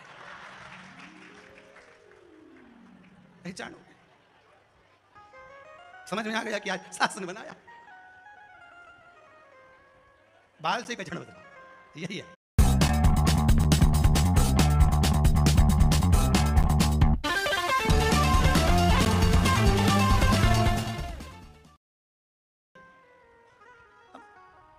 देवर्षि नारद बोले निर्णय तो माँ जगतजननी जगदम्बा पार्वती ही रहेगी। माता अगर माँ अम्बे बैठी हुई है, जगदम्बा बैठी हुई है, माँ शेरोवाली बैठी हुई है, आदिशक्ति माता पार्वती बैठी हुई है तो उत्तर वो देंगी। माता पिता अगर कहीं बैठे हुए हैं और उनकी बात चल रही है, समझा रहे हैं, बता रहे हैं, ज्ञान उपदेश दे रहे हैं, तो बच्चों को थोड़ा सा मौन हो जाना चाहिए। नारद जी ने चतुरता दिखा दी। माता पार्वती से कहा निर्णय माँ देगी। शंकर भगवान ने कहा ठीक है पार्वती नीचे उतरो। नंदी पे से माँ जगतजननी नीचे उतरी। देवर्षि नारद वहीं खड़े थे। भगवान विष्णु भी हाथ जोड़कर खड़े हो गए, लक्ष्मी जी भी हाथ जोड़ ली। माँ निर्णय आप दीजिए, भगवान विष्णु कैलाश पर जाएंगे कि शंकर भगवान बैकुंठ में जाएंगे, आप बताओ। माता पार्वती जी ने कहा भगवान विष्णु बैकुंठ जाएंगे, भगवान शंकर वापिस कैलाश जाएंगे। पर एक बात जरूर कहूंगी कि नारायण जब तक बैकुंठ में रहते हैं तब तक शंकर बैकुंठ में रहते हैं, जब तक शंकर कैलाश पर रहते हैं तब तक नारायण कैलाश पर रहते हैं। ये दोनों कहीं नहीं जाते, एक दूसरे के साथ, ये कहीं नहीं जाते। कितना सुंदर कहा है। कार्तिक के महीने में अगर आप शंकर की आराधना कर रहे हो तो उसका फल भगवान विष्णु दे रहे हैं। सावन के महीने में आप एक लोटा पानी अगर शंकर को चढ़ा रहे हो तो उसका फल भगवान विष्णु दे रहे हैं। दोनों विपरीतता में। राम कहो श्याम कहो पर फल शिव ही देंगे। शिव का नाम जपोगे फल मेरा नारायण ही देगा, मेरे भगवान। इसलिए भाव शुद्ध। धीमा बजाओ भोलानाथ डमरू, धीमा बजाओ, धीमा बजाओ भोलानाथ डमरू, धीमा बजाओ, धीमा बजाओ भोला, धीमा बजाओ, धीमा बजाओ भोला, धीमा बजाओ, ओ धीमा बजाओ भोला, धीमा बजाओ, धीमा बजाओ भोला, धीमा बजाओ। अरे धीमा बजाओ भोलानाथ डमरू, धीमा बजाओ, धीमा बजाओ भोलानाथ डमरू, धीमा बजाओ। जय हो।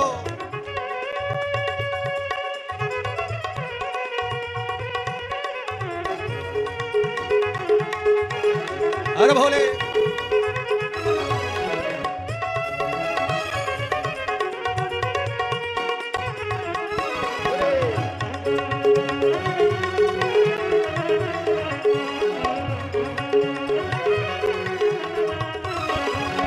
डमरू की धुन सुन के विष्णु जी आए, डमरू की धुन सुन के विष्णु जी आए, विष्णु जी आए संग लक्ष्मी को लाए, विष्णु जी आए संग लक्ष्मी को लाए। अरे धीमा बजाओ भोलानाथ डमरू, धीमा बजाओ, धीमा बजाओ भोलानाथ डमरू, धीमा बजाओ। अरे धीमा बजाओ भोलानाथ डमरू, धीमा बजाओ, धीमा बजाओ भोलानाथ डमरू, धीमा बजाओ। जय हो।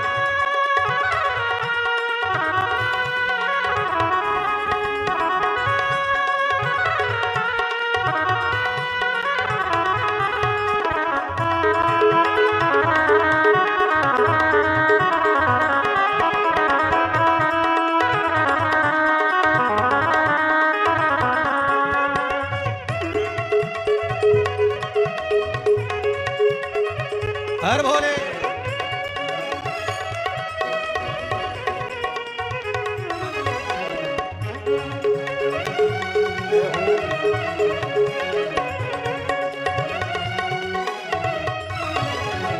डमरू की धुन सुन के राम जी आए, डमरू की धुन सुन के राम जी आए, राम जी आए संग सीता को लाए, राम जी आए संग सीता को लाए। अरे धीमा बजाओ भोलानाथ डमरू, धीमा बजाओ भोलानाथ डमरू, धीमा बजाओ। अरे धीमा बजाओ भोलानाथ डमरू, धीमा बजाओ, धीमा बजाओ भोलानाथ डमरू, धीमा बजाओ। अरे धीमा बजाओ भोला धीमा बजाओ, धीमा बजाओ भोला धीमा बजाओ, ओ धीमा बजाओ भोला धीमा बजाओ, धीमा बजाओ भोला धीमा बजाओ, अरे धीमा बजाओ भोलानाथ डमरू धीमा बजाओ, धीमा बजाओ भोलानाथ डमरू धीमा बजाओ, अरे धीमा बजाओ भोलानाथ डमरू धीमा बजाओ, धीमा बजाओ भोलानाथ डमरू धीमा बजाओ, अरे धीमा बजाओ भोलानाथ डमरू धीमा बजाओ, धीमा बजाओ भोलानाथ डमरू धीमा बजाओ। हर हर महादेव भगवान शिव की कथा कर रही है, माता जगजननी जगदम्बा कर रही है। वैकुंठ में भगवान विष्णु रहे, शिव रहे कैलाश पर, तो दोनों ही जगह पर शिव भी हैं और नारायण भी है। शंकर भी वही है, नारायण भी वही है, कोई दूसरा स्थान नहीं, दूसरी जगह नहीं, दोनों वहीं पर विराजमान। शिव तत्व कहता है, ओगरदानी भगवान शंकर की कथा कहता है। जीवन का सुख वही है।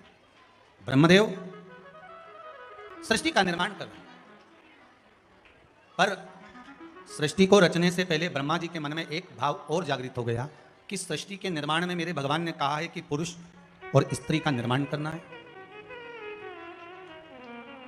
उस पुरुष और स्त्री का निर्माण मैं करूं तो वो स्वरूप क्या हो, उसका स्वरूप क्या हो। महाराज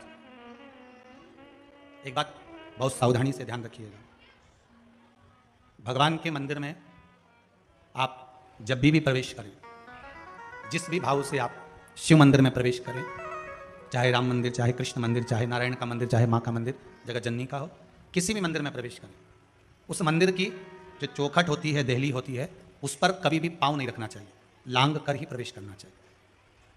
कारण शिव महापुराण की कथा में, स्कंद पुराण में, सारी पुराण भगवान नारायण की, भगवान विष्णु पुराण का स्मरण कर लो, चाहे श्रीमद् भागवत का स्मरण कर लो, भगवान के जो द्वारपाल होते हैं, चाहे वो जय विजय हों, चाहे श्रृंगी भृंगी हों, जो भी भगवान के गण होते हैं, वो द्वार पर, चौखट पर भगवान की आज्ञा से बैठे रहते हैं।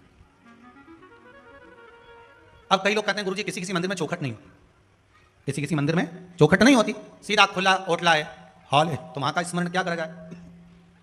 तो महाराज शिव महापुराण की कथा कहती है कि आप मंदिर में जब प्रवेश कर रहे हैं, उस मंदिर में प्रवेश करते समय एक क्षण के लिए, मात्र एक क्षण प्रवेश करते समय पंचाक्षर मंत्र का स्मरण कर ले। क्या मंत्र है? नमः शिवाय, नमः शिवाय, नमः शिवाय। पंचाक्षर मंत्र का स्मरण कर लें और अंदर प्रवेश कर लें। पहले की कथा में कहा था, पूर्णिमा शिव महापुराण में वर्णन करा था, सारे दोषों को मिटाने के लिए हमने पूजन में क्या गलती करी है, क्या मंत्र गलत बोला है, क्या साधना गलत बोली है, क्या हमारा स्मरण गलत हुआ है, जो भी गलती हमने करी है, केवल नमः शिवाय बोलने पर, नमः शिवाय बोलने पर, पंचाक्षर मंत्र बोलने पर हमारे सारे दोष समाप्त हो जाते। पूजन करने बैठे हो, पूजन में कोई गलती हो गई, उठो तो नमः शिवाय बोल लो, बैठो तो नमः शिवाय बोलो। गलती मानव है, हो जाती है, भगवान तो नहीं है ना मनुष्य, मानव है तो गलती होगी। केवल नमः शिवाय बोलो, पंचाक्षर मंत्र का स्मरण, सारी गलतियां समाप्त। एक प्रश्न अच्छा है, किसी ने लिखा है तुलसी की माला का है कुछ,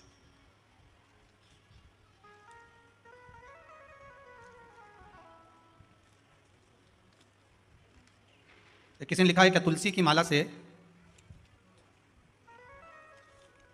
चंद्रकांता द्विवेदी, सतना मध्य प्रदेश से, जिन्होंने प्रश्न करा है, बेटी हैं आप ही हैं जी, बेटी आपने प्रश्न करा है क्या तुलसी की माला से भगवान शिव का नाम स्मरण कर सकते हैं।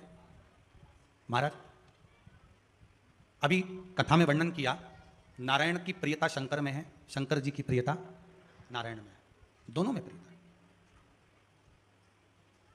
तुलसी भगवान नारायण की ऐसी प्रियता है, ऐसी प्रियता है, एक बात कथा में आपको पहले भी कही, 12 महीने भगवान शंकर पर तुलसा नहीं चढ़ती, पर एक दिन वैकुंठ चतुर्दशी के दिन शिव जी पे तुलसा चढ़ती है। पर शिव महापुराण के अंतर्गत लिंग पुराण में वर्णन मिलता है कि शंकर भगवान पर मंजरी समर्पित हो सकती है। क्या चढ़ सकती है?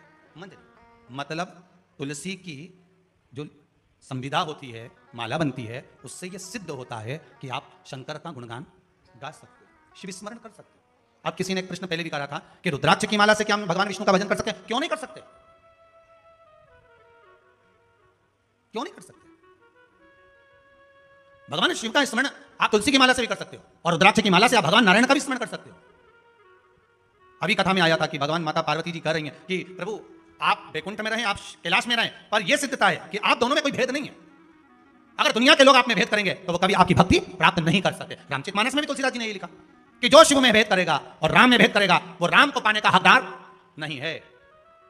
जिसने शंकर और राम में भेद कर लिया, नारायण में और शिव में भेद कर लिया, वो शिव को या नारायण को पा नहीं सकता। दुनिया के लोग कहते हैं हम राम वाले, हम कृष्ण वाले, हम शंकर मंदिर नहीं जाते। तुम कह दो छाती ठोक कर शिव मंदिर नहीं जाते तो स्टाम्प पे लिख के जाना कि मुझे मेरे घर में ही जलाना, शमशान लेके मत जाना, और जलाना भी मत ही, मेरे घर में मुझे संजो के रख लो, क्योंकि जलोगे तो वो शमशान हो गया, शमशान हो गया तो शिव का घर हो गया। लिख दो कि हमें मत लेकर जाना, हम शंकर का प्रसाद नहीं लेते, हम शंकर का पूजन नहीं करते, हम शिव का जल नहीं पीते, हम शंकर को जल समर्पित नहीं करते, हमें मत लेकर जाना। लिख दो, आप लिख कर जाओ।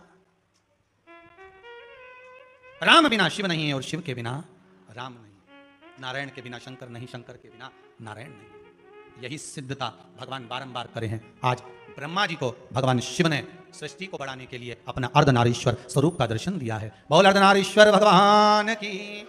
भगवान के अर्धनारीश्वर स्वरूप का दर्शन दिया। सुंदर भगवान शिव के अर्धनारीश्वर स्वरूप का दर्शन करिए।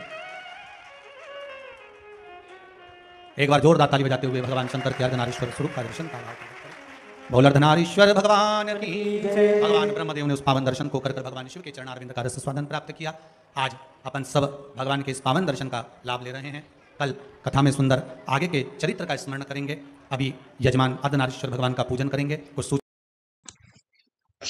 श्री शिवाय नमस्तुभ्यं भक्तों, आज की कथा लाइव देखने के लिए चैनल को सब्सक्राइब करें। श्री गोपेश्वर शिव महापुराण कथा आज 2 बजे लाइव आएगी। पंडित प्रदीप मिश्रा के मुखारविंद से कथा के सभी उपाय प्राप्त करने के लिए शॉर्ट वीडियो देखें। शॉर्ट वीडियो में सभी उपाय दिए गए हैं कथा के। हर हर महादेव।